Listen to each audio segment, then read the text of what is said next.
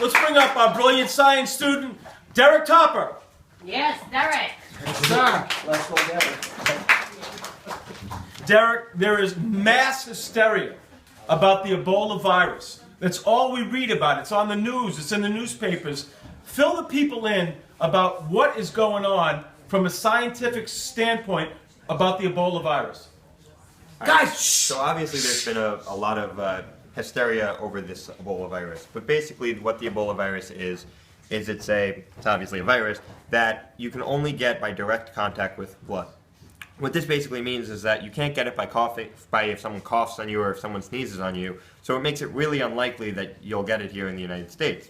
One of the main issues and reasons that they're getting it in West Africa is because of the poor sanitation that they have in these countries, such as Guinea and Sierra Leone and Liberia. But one of the things that they've been proposing to do that might be very helpful is a ban to travel to these countries. As by some estimates from the CDC, over 1.4 million people are going to have Ebola by January in these three countries, which is a crazy number. But right here in the United States, there should be very little risk of anyone getting it because again, it can only be really contacted by direct contact with the blood.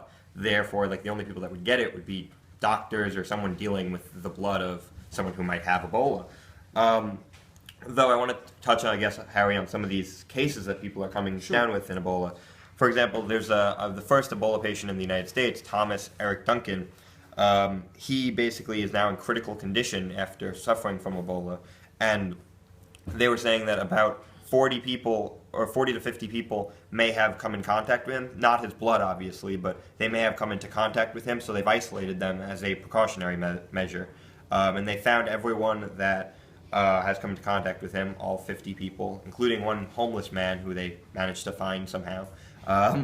But there's also a man who was a doctor and one of the first doctors infected in West Africa that they took back, and he's now suffering with the consequences of Ebola for the second time, but after being treated with the original drug. But they're treating him and they're making him better. But as basically almost everyone agrees in the United States, the CDC included, Ebola is going to be stopped in the United States, and it's not going to really be an issue here.